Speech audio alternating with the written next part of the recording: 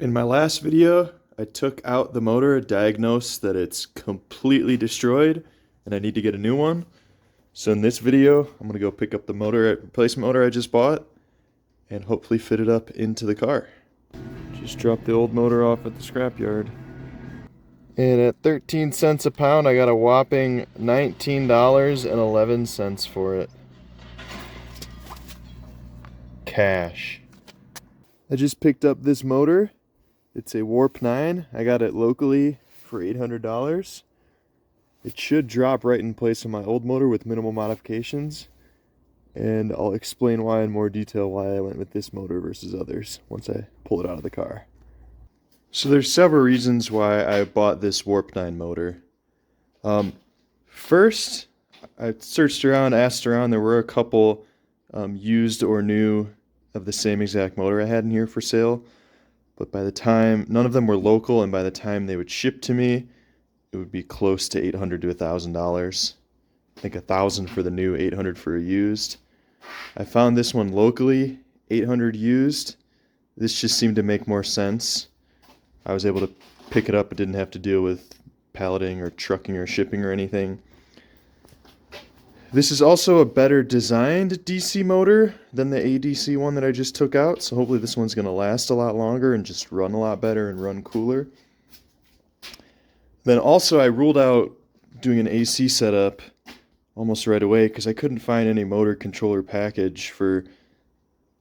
They were all $2,000 minimum, and they also needed to be water cooled. So that would involve... Right now my controller is taking up the whole front airflow space, so that would involve a bunch of redesigning and remounting, and I figured this is already an old car, an old system. I'll just go with the easiest route possible. This should bolt in pretty easily, and now I'm going to see how well it fits up to the old adapters and mounts. This motor also came with an adapter plate, a flywheel, and a clutch, but these are all very large and wouldn't fit inside the bell housing in this car and with the spacing that I have. So I probably won't use those, but they're at least nice to have if I ever want them. So right away, the first difference is the old ADC motor I took out had a larger keyway. That's why this key is two-stepped. But now this keyway matches up with this, so I'll just need a, I don't know if that's 3/16 or 1/4 inch key. And that will slide right on. Now, I know sometimes people press fit these with heat. If there's just a key there and it's pulsing and rocking on the key, I don't know, but I'm just going to put a key in and it should work and put it in the car, and I can always address it later, since I've seen it only takes an hour or two to tear down everything. And another thing I'm noticing is that the motor end and the transmission end, these are two separate pieces that aren't welded together in the middle. So that's what this big outer piece is. It's clamping it all together and set screwing it. So I could weld the two of these together and get rid of all of this, but sometimes rotating mass is good for shifting, I guess. But also I'd have to perfectly concentrically align these two, and I don't think I care enough. I'm just going to put this back in like it was because it works. What's really nice is that this slips right over the motor bore, and all of my 4 mounting holes line up, so I don't have to change anything here on this plate. So all those bolts went in just fine. I just put on this shaft collar. Basically this controls, since this is a slip fit on both sides, it could move axially. And this diameter here on the motor side is big enough that it slipped. It could start to touch this black metal piece, which does not rotate with the motor, if you see there. So this collar is essentially a stop for it, so it can't go any further. I wish this weren't as wide, because I'm losing some keyway engagement. I've still got 3/4 of an inch of keyway engagement. That's probably enough. I'll do some hand calculations and see if that is sufficient. And there's a collar here on the transmission side also to prevent the coupler from slipping too far and starting to scrape this guide spacer pilot, whatever that is. So that coupling is located on either end, even though it is a loose slip fit. It can't move that much actually because of these collars. Now I've got the ridiculously thick transmission adapter plate on now with all these bolts. Made sure to mark that one X because you can see that one interferes with the transmission bell housing flange. So the bolt that goes right here actually isn't in, but there's plenty of them, so that's okay. Now on the transmission shaft here, I have 2 inches of length that I could cut off that's not used. I'm only using this bit of the spline. So I could almost take out this entire yellow plate. So I could take out the yellow plate, shorten it. I would just have to drill 4 holes in this and counterbore it. I would also have to shorten this coupler by 2 inches. And that would gain me 2 inches of space here where the motor mounts at the front end here. Now, I think I already have clearance to the controller. The front end of the shaft was pretty close to the controller before. And here I have both motor drawings. And I think I marked here that I'm only 0.3 inches longer on the body length compared to the old motor. So I think I do have 0.3 inches of space to here with the shaft. So I'm just going to fit it all in, and then if there isn't space later on, I'll address what to do there. Shortening that by 2 inches would be cool. I mean, it would give more space and remove a bit of weight, but that is a lot of work, mainly on this coupler end, to shorten this by 2 inches. This is no big deal. It's just 4 holes and 4 counterbores on a mill.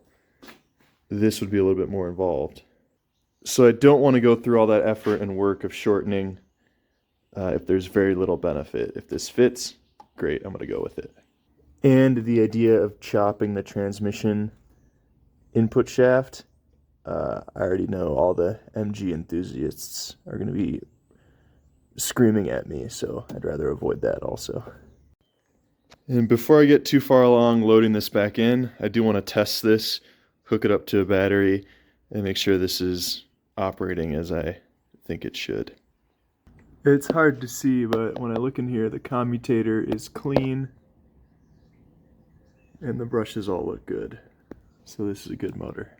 Now, because I want to rotate counterclockwise, I've got my A2 hooked up to my S2, just like it says here, S2 to A2, and then it says S1 one battery terminal, A1 other battery terminal. I don't think it matters plus versus minus, but I do know how they came out of the car. I had all these labeled S1. This one is A1, A2. So I'll put it back in just like that, and I don't have to worry about what's positive, what's negative coming off the controller. And so I have a positive and negative, negative on negative, and now this is only 12 volts, so let's see if it spins. It does. It just blew a bunch of... That's spinning pretty well on 12 volts. And it sounds good. No ticking.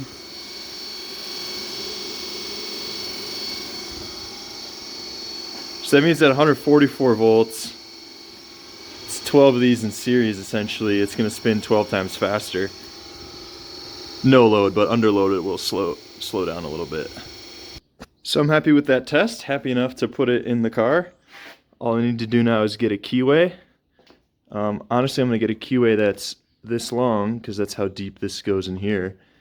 If I had just one that's this long, it could potentially slip out past here and not be engaged at all. So I'm going to get a 1/4 inch key this long, and that should be good to go, and drop it in. And then I'll be able to check if the controller fits or not. Going to load the motor back in the car now, and this time I've got the car facing inward. So all I got to do is lift it up off the cart, roll the car forward, and drop it in the engine bay. Also, I'm suspending it differently this time. I have a steel bar that's just located in the V of the joists. I got it suspended now. All I gotta do is roll the car forward and under. And what's nice about using ratchet straps is I can do one click to level or unlevel the motor as I want to. So it's nice to have those there. And now I just need to lower it in place.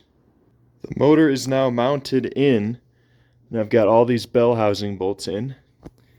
And now I'm realizing that since this is 0.3 inches longer, I'm not going to be able to use my original motor mount bar because I can't get that bolt in that hole. See, there's the visual. It goes across there. So my new plan is I took out bolts from here and here, and I'm going to run an angle across there, and then either weld or bolt a plate here to that angle. Okay, so here's the plan. I drilled new holes in that angle, and now it is mounted one there and one there. So my plan is now, this is 3/4 of an inch spaced out from here.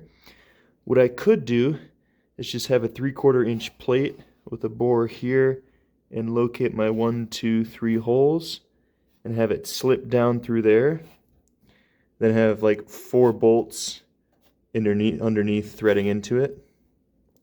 Or the other thing I could do is I could just have a 3/16 or 1/4 inch plate that I bend and bolt this way into the angle here. So the 4 bolts running this way, those would all be in shear as the motor rocks, which isn't ideal. Here the bolts would be in tension as the motor torques. And another thing is the motor is always rested here on the frame. I want to pick it up at least 1/8 inch, maybe a 1/4 inch. And so if I pick it up a little bit, right now there's some bending going on here at the case. And if I pick it up and support it, that might be a little bit better and less bending at the case. So while I'm already changing them out, I think I'm going to do that too. And so here's my design of the part I'm going to make. So like I said before, I could either do this out of 3/4 inch aluminum, have it be really chunky, or have it out of bent, like 3/16 steel. If I do it out of steel, that means I have to bend it, and it's going to have to be painted afterward. Aluminum, there's no bending and no painting. So that's kind of the route I'm going towards. It would be a better design for the steel part because the bolts are in tension. But that would also take a full week to come from send, cut, send.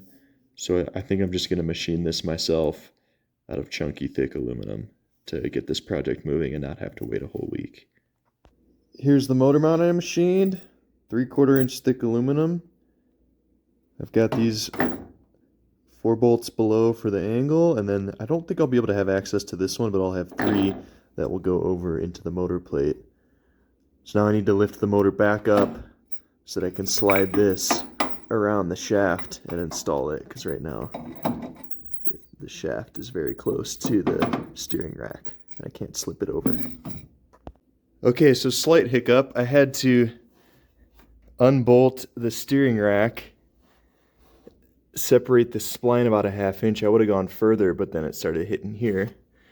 And then I picked the motor up, and now I can just barely slide this on. Nice.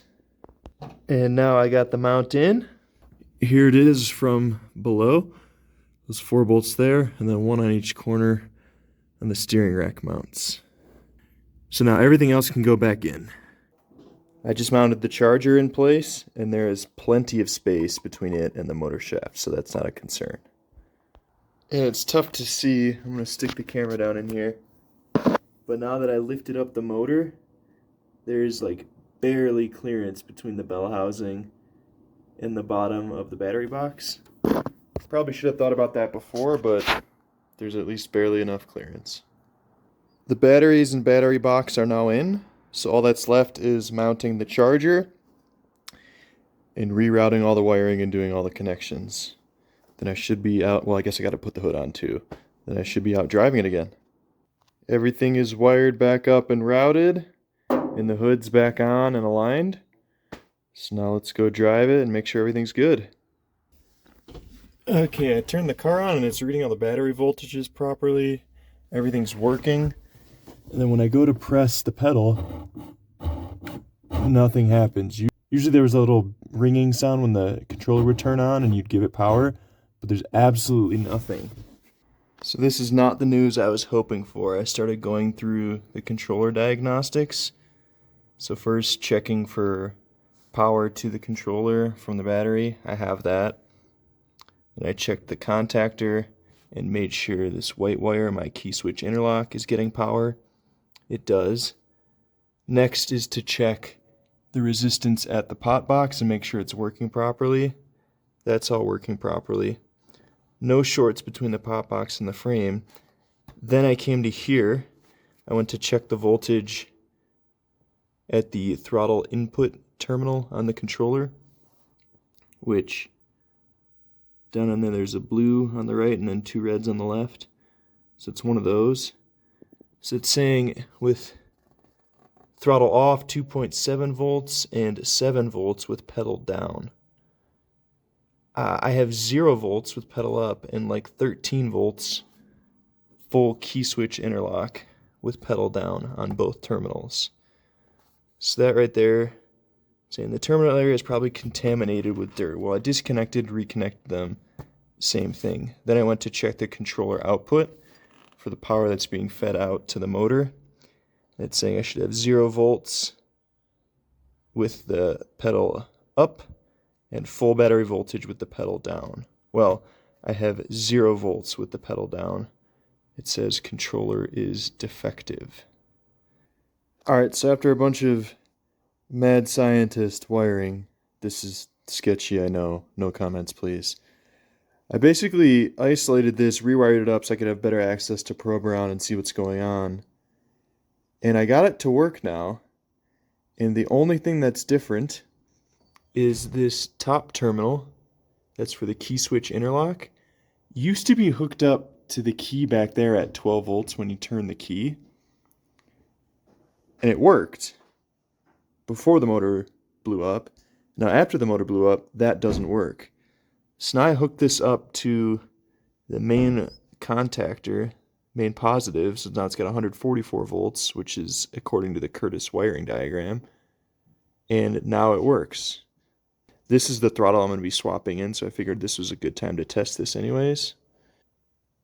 That click you hear is the throttle interlock working.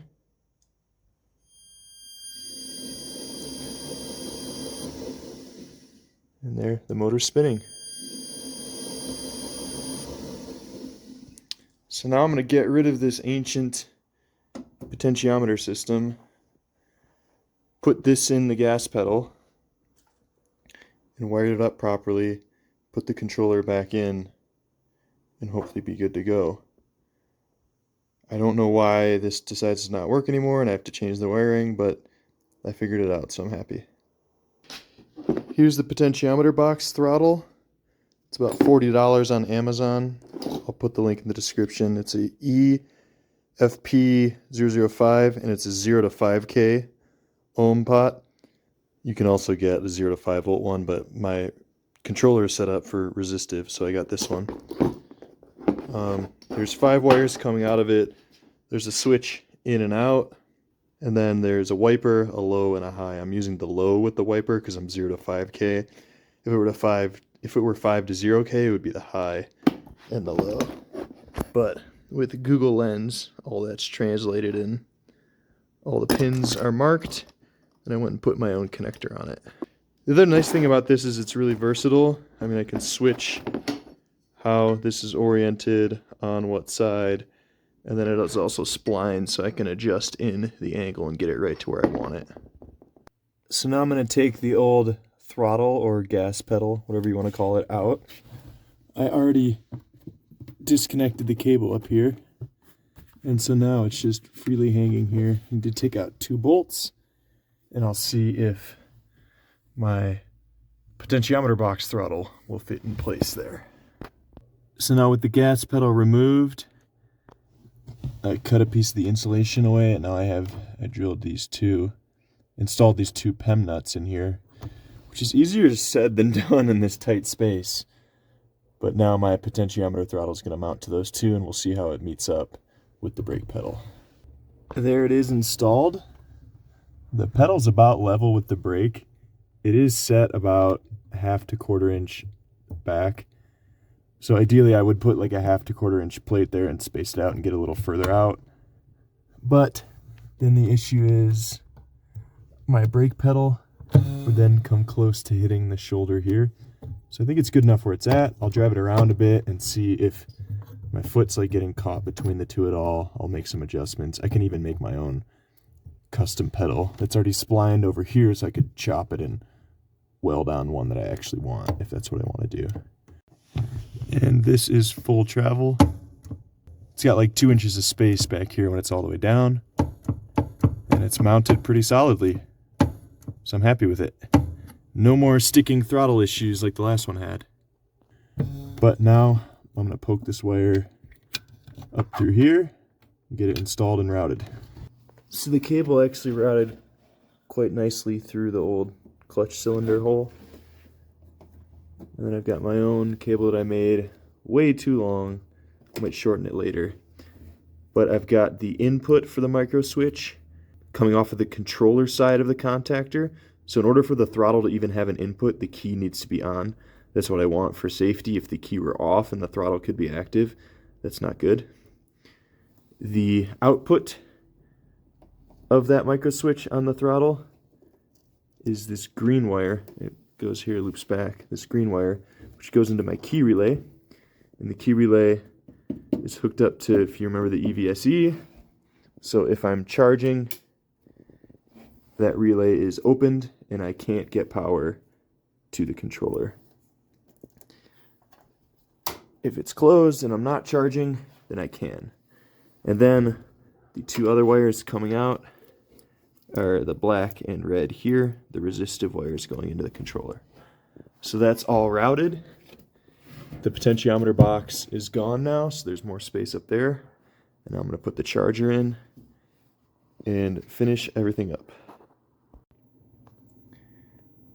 So I started running all the tests again, and I found out that my key relay is not outputting voltage to the controller. The input works, so I know my throttle works, but it's not outputting. So now I'm going to diagnose and figure out if this relay went bad. I'm not sure. So after all that, I found out what I did was this green wire, which is a new wire since I was hooking up to the 144 volt system, I just put it on the wrong pin of the relay. It was on here before. Now I switched it over to here where it should be, and now the whole system functions. So now we will finally go for a drive. I started to hear a horrible new grinding sound that I don't remember hearing before. The motor's quiet. So I guess we'll see if the transmission got damaged too. This is in reverse right now. It's pretty bad.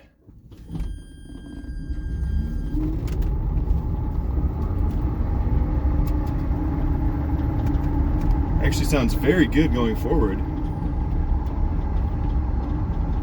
So something with reverse gear is wonky.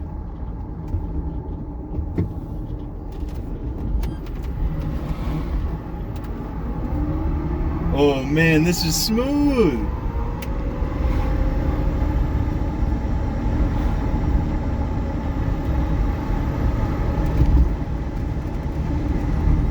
Oh, this is so much better and quieter.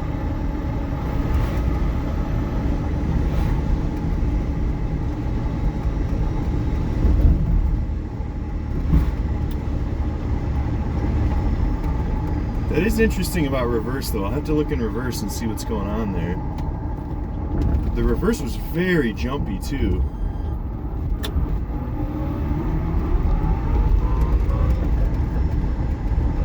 Yeah, this is awesome.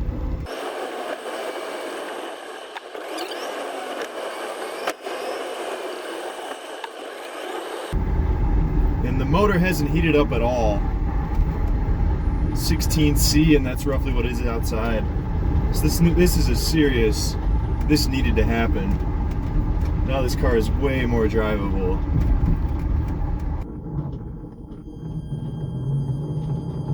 I don't understand that. Why would reverse be bad now when it was fine earlier? I don't know. I'm kind of stumped. If you have any ideas, leave them in the comments. But for now, I am happy with all the progress. So overall, I'm really happy that this thing is driving well and road ready now. The one thing I did notice is this. Hear that clunking? This side and this side. I can feel the play. Both wheel bearings are shot, so I have to fix those. And then I think I'll start replacing all the seals, taillight seals. This trunk seal should be replaced. It's all torn. It's all torn there. So that's what I'll do next, is replace all the seals, fix the wheel bearings, and then hopefully have some fun with this and get it ripping out on a closed course or an abandoned road somewhere and see what it can really do. Thanks everyone for watching, and subscribe if you want to get notified of the next video.